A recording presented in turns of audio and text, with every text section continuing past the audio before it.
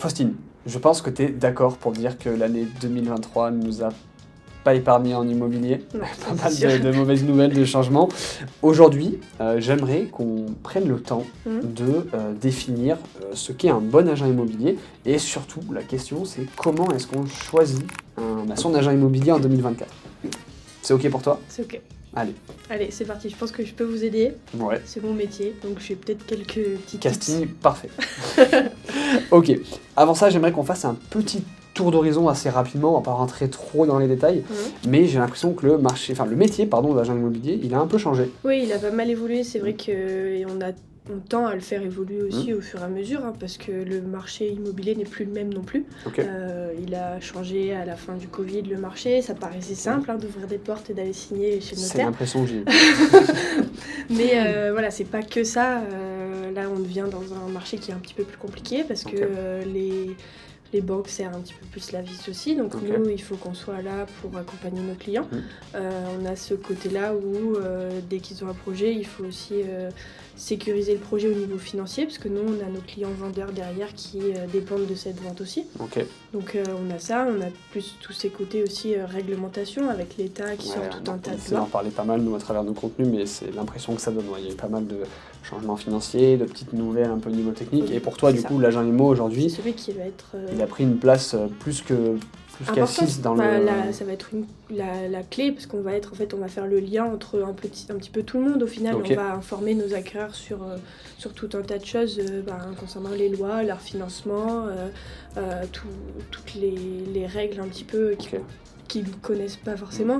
C'est un peu le couteau suisse en fait finalement du projet. C'est un peu ça. C'est un peu une casquette de banquier, une casquette d'agent IMO, une casquette mais de chef de travaux pour rénover. Voilà. On ne remplace pas le banquier, on ne remplace pas les diagnostiqueurs, mais on est là pour accompagner tout le monde. Est-ce que tu penses que le métier d'agent il a été un peu entre guillemets terni? Bien sûr. Et aujourd'hui il ressort un peu et on le voit un petit peu quand même, les personnes sont un petit peu moins freinées. Il y en a toujours évidemment qui auront la mauvaise image. Ouais, vous êtes agent immobilier, au revoir, j'ai pas besoin de vous. Oui, il y en aura toujours, mais globalement, tu sens que les mentalités changent un petit peu par rapport à ça, parce qu'ils savent que on est là aussi pour eux, et pour les accompagner, et pour pas qu'ils passent à côté de quelque chose non plus. Bon, c'est cool. Voilà. C'est une belle évolution. C'est bien. En parlant d'évolution, du coup, donc là on a défini un petit peu ce qu'était le nouveau métier d'agent immobilier. Et je vais te poser une question qui est peut-être un peu subjective, qui va peut-être te faire un peu rire, mais je pense que c'est une question que beaucoup de personnes se posent. On a vu beaucoup d'agents immo apparaître, on va tirer sur personne dans cette vidéo, mais aujourd'hui, comment est-ce qu'on trouve le bon agent immobilier ? Très bonne question. Eh oui, je sais.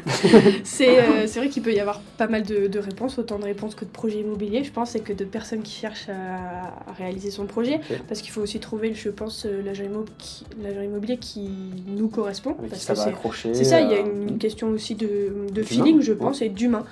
Humain, c'est le mot, parce que c'est vraiment l'humain qui va être au cœur des projets. C'est des projets souvent d'une vie, d'acheter une maison, ou faire fonder sa famille, voilà, ça vient dans les étapes de la vie au final. C'est exactement. Là, ça fait partie des étapes de la vie, et c'est aussi pour ça qu'on aime accompagner nos clients. Et nous, on met l'humain et on s'adapte aussi au projet.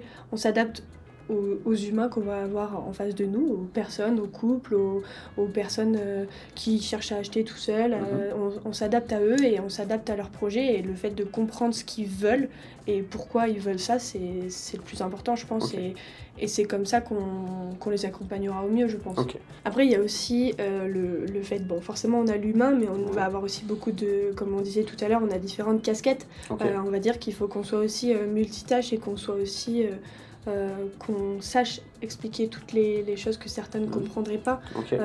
Tu parles de technique. Je parle de technique, on parlait de critères qui étaient importants pour des clients.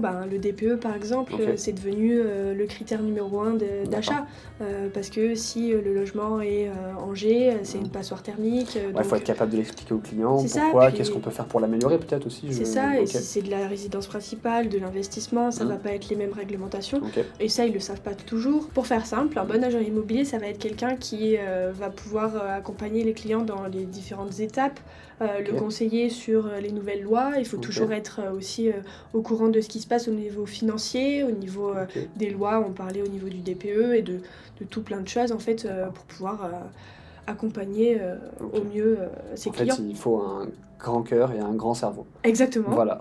On peut résumer ça comme ça. Faustine, maintenant qu'on sait quel est un petit peu le nouveau métier d'agent immobilier, qu'est-ce qu'un bon agent immobilier, ma question c'est où est-ce qu'on le trouve ? Moi, je pense qu'aujourd'hui, quand même, c'est facile de retrouver sur les réseaux sociaux, sur Internet.